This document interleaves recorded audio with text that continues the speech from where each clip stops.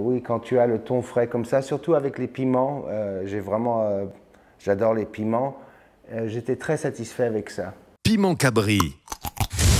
Oh, la chaîne qui poique.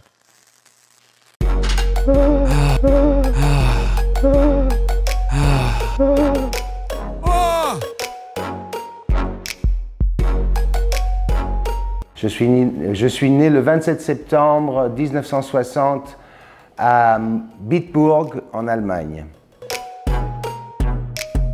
Papa est de souche irlandaise, écossaise, bar.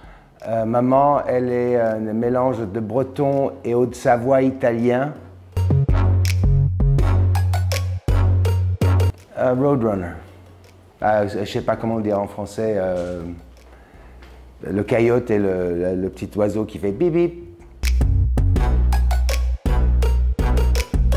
Ah, je commençais à acheter des albums à cette époque-là et je me souviens, c'était un album très kitsch qui s'appelait Best of Bread.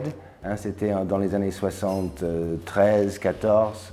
Donc oui, j'ai acheté un album, voilà.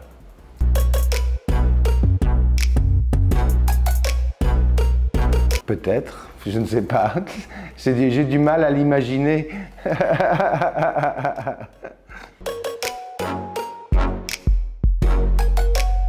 Peut-être je ne connais pas.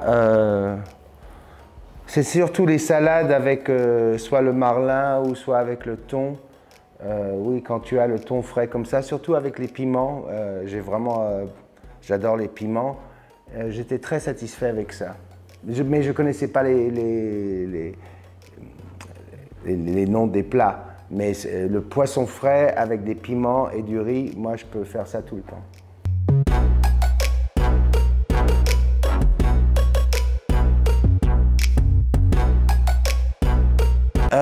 C'est-à-dire que quand tu es réalisateur, c'est une autre discipline. Souvent, je suis producteur à la fois. Et oui, donc tout d'un coup, tu n'es moins dans la liberté de jouer.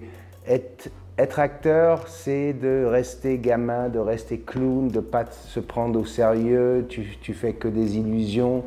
Et si on te paye pour ça, tu prends le fric et tu tires.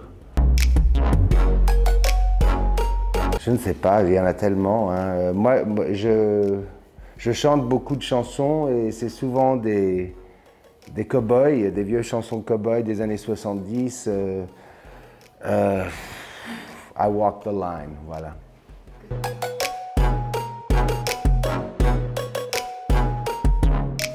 Réalisateur, c'était surtout moi je viens de la Californie, je suis l'opposé de Jean-Claude Van Damme, hein, c'est-à-dire lui il est allé de Belgique à Hollywood, il a créé, moi j'ai quitté la Californie, j'avais une attache à cause de ma mère qui est française et j'ai passé 20 ans avec une Yougoslave, 5-6 ans avec une Italienne.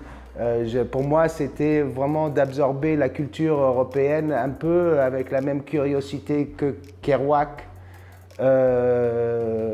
J'ai déjà une maison de campagne, j'ai une maison à côté de la mer, mon père il avait ça à sa retraite, donc le rêve américain, je savais que ça n'existait pas.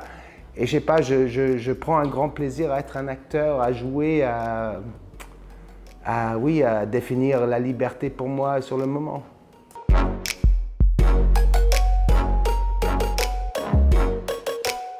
C'est-à-dire que la Réunion, ils ont une commission qui apprécie énormément le cinéma, je pense, et qui veut développer l'industrie ici. Nous, on fait l'histoire d'un plongeur de grotte qui ne peut plus plonger et qui décide d'aller faire sa dernière plongée. Donc on est dans les grottes de la France où il n'y a pas de lumière, juste une lampe, l'eau est très froide, si on est claustrophobe, on est bien servi.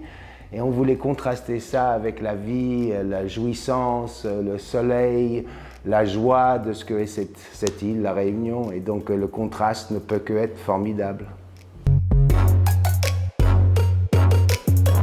Non, pas encore. J'ai pas eu beaucoup de temps. Je pense que je l'ai jamais fait ça encore. Je suis peut-être trop pudique. En Californie, on te met en prison.